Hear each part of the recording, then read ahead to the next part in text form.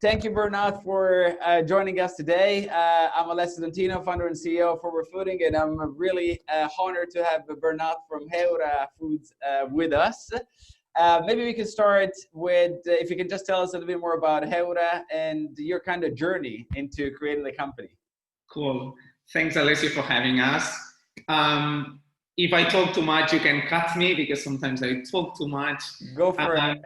Heura is a way to accelerate the protein transition, and it comes from two activists that in 2017 we decided to launch something, to launch solutions, to launch information that was like going around and spreading the message that we need to change because the current food system is corrupted and we cannot like continue eating like what we are eating. So at the end, with Heura, we want to become a global player in the protein transition movement, and we want to accelerate it. In 2040, like some studies already say like the majority of the meat will be plant-based or cellular meat. So what we want to do is by 2040, like to abolish the use of animals to produce meat. We have to make big steps to stop using animals because it's all wrong. Like all data say so in terms of health, in terms of sustainability, in terms obviously of animal rights. So hopefully we can be this protein transition player that accelerates things from the Mediterranean area, which we did not have any representative yet. Like everything was coming from Silicon Valley, Amsterdam, London. So we wanted to be like the plant-based meat from the Mediterranean and then spreading it to all around the world.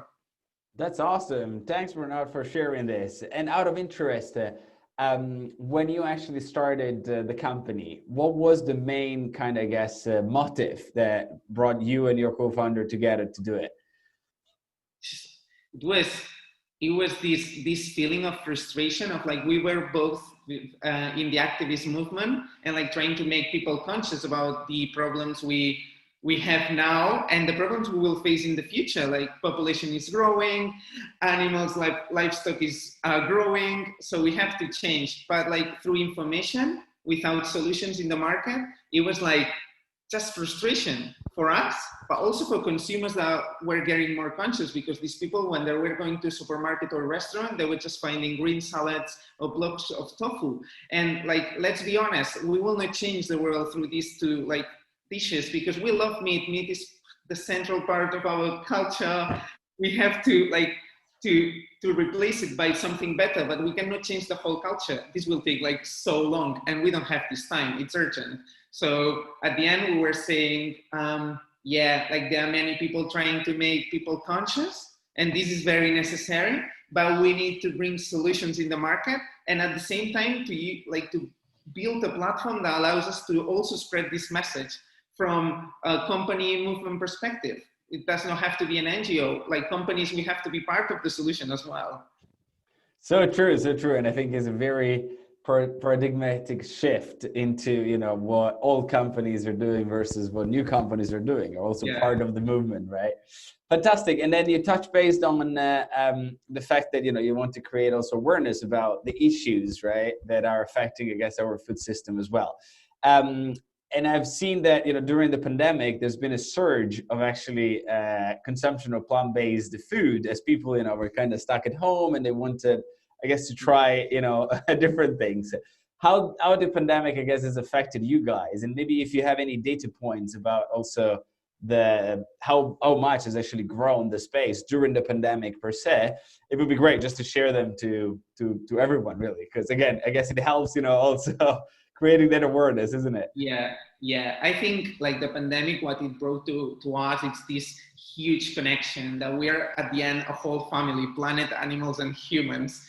And everything we do as humans has an impact in everything we care about. And this everything we care about, which are animals and the sustainability of the planet, has then a negative impact if what we do brings this negative impact. It sounds complex, but at the end, it's if you do something, if you don't recycle, then more problems will come, and then a lot of plastic in the sea. And the same, if we use a lot of animals, and if we have like animals like in markets, like that are obviously not hygienic, then more pandemics will come, and we have to connect with this. I think the most important thing pandemic brought to us is this, like, how disconnected we are from the system. We are not aware of, like, everything we do has an impact. We just do things because it's this fast-paced, like, rhythm that just brings us to do things without thinking which are the consequences of this. And I'm sure if we stop, if we look at the consequences, the things we do, we will make things differently. But we don't know. When we have a plate in front of us with meat, and if we would ask people, like, do you know which is the impact of this? They will never say the data that is real, because we don't know it. We see trays in a supermarket. We just disconnected from the animals, from the nature, from the planet. So I think the most important thing pandemic brought is this connection, and hopefully it stays, because this is the challenge. I don't want just some pictures and some sustainability posts, and then, like, all in 1 year no one remembers anything, and we stay in the same problem.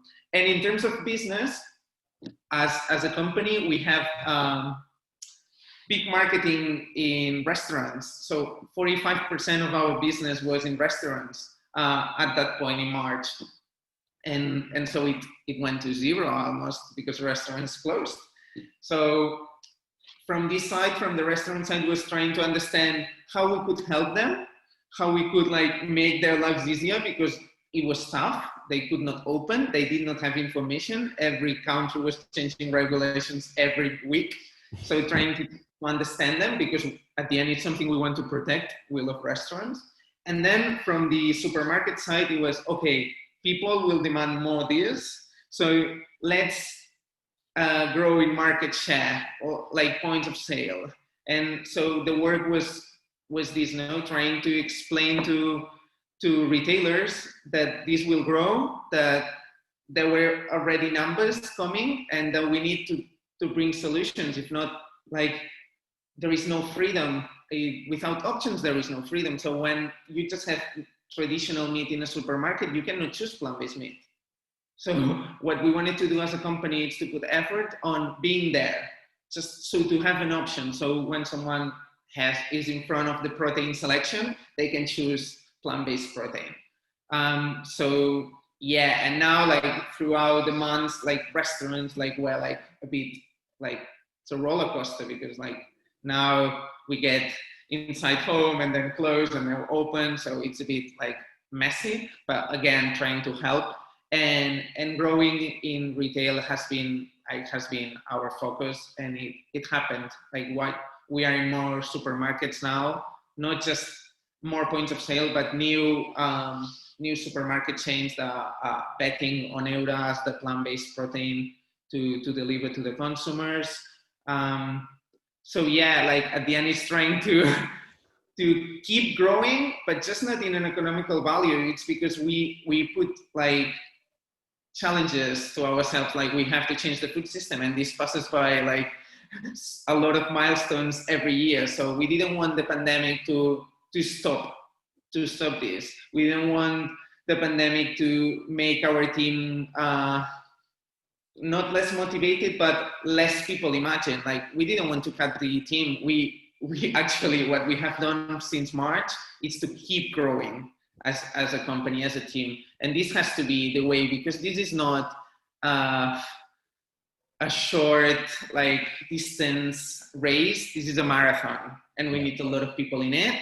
And yes, now there is this pandemic, and obviously it's not what we wanted, and it makes a bit more difficult, the growth, but we need more and more people that allows us to, even pandemics comes and problems come and whatever comes, we keep pushing, because it's important, because it's urgent, because we need this.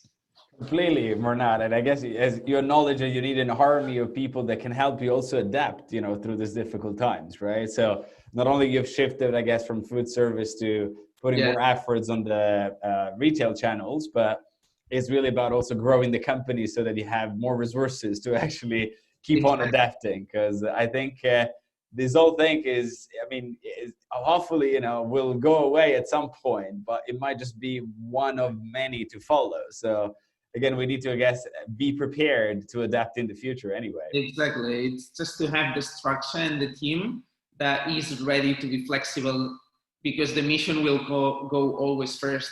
And wherever it comes, the mission will be there, because it's so bigger than a problem of 1 or 2 years. So I mean, you're also wearing it, right? And Rebels with a Cause is exactly. Is the way. Is the type of people, I guess, you want to attract also as part of your business. Fantastic. Now we're running out of time, so I'm going to ask you just one more question. Yeah. I know that you guys have recently launched a new product, and I want to give you the opportunity to tell us a bit more about it and to tell us when actually the world, of Rebels can actually get their hands on it. I know you're super excited about it. Yeah, super excited about this, because we always say that we don't want to be an alternative of meat with the same problems of meat. We want to be a successor, and this passes by like making it all better. Like in terms of sustainability, it's very easy when it comes to plant-based, because you don't use like an obsolete machinery like animals. Like in terms of like deliciousness and meat experience, we already have seen like many companies beyond Impossible, many companies like delivering great meat experience. What we wanted to put focus as a company, and always when we say this Mediterraneity, it's on health, on trying to solve the biggest challenge, that it's how we can make burgers very healthy. Because when you eat a burger, like animal or not animal, you don't expect like healthy there. But we can make it because it's all of plants. So what we have to do, and the main challenge was in fats, it's to solve it through technology. And we put a lot of effort on this, on like how we can use the best oils in the world, which in this case it's extra virgin olive oil, and we can make it solid. That helps us to put it in the recipe. And so then the nutritionals like change radically, because it's so healthy. And this allows us now to deliver in the following days, we will say where and when, a burger that it's just 1% of saturated fats, which is 85% less than animal meat, which is crazy. And like, if you look at the nutritionals, you say, wow, this is a win-win. And the challenge was, yes, okay, very healthy, but does it have the meat experience? And we tested through 20 athletes, like what they think in terms of nutritionals and meat experience. And they all said it's the best plant-based meat burger they tried in the world. And some of them said it's the best burger they tried in the world in general. Wow. So hopefully this picture these 20 athletes gave to us, it's also what people will perceive when eating it. I think like this is the way to go. Put it like deliver products that don't have any excuse, because we see like the lobby of traditional animal meat will put a lot of effort on trying to criticize from anything like fats or soy, like deforestation, and through data. And when I say data, it comes from like, obviously deforestation comes from animal production, but also like our nutritionals, it's also data. We need all this data that it's so easy to say fake news, go, because we have to be much better, and we can be much better through technology. So hopefully in 2 weeks, we start to see the reactions of people, and it's so good. And they are so excited as I am, because I am so excited. I think it will be like a big change for Heura. I think it stands for something like big, like, I don't know, something very, I'm here, I'm from the Mediterranean. I believe we can change the world from here. And sometimes, and this is just to end, sometimes for me, when people ask me, what would you change if you would start again, is to believe and to have this more American style of thinking, I can change the world from Barcelona. Sometimes here we say, yeah, maybe we can change a bit. No, like if we have to change the food system, it has to come from here.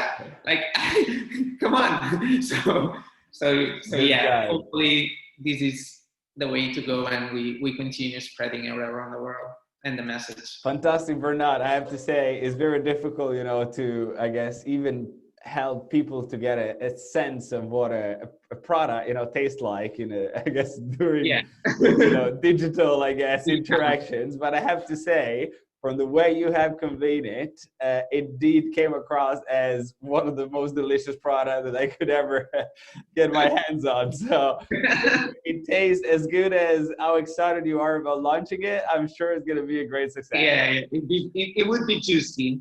You'll be juicy. Bernat, thank you very much for your time. On this note, I'm just going to close it because we're running out of time. And we'll chat soon enough again. So thanks a lot. Thank you everybody for watching our video podcast 10 minutes of food tech with. I would like to give a special thanks to Forward Foodie that's partnered with the TheFoodCons in this Hours-On project. I would like to remind you that Foodtech 500 Quest is on. Apply now to forwardfooding.com/Foodtech500. Thank you.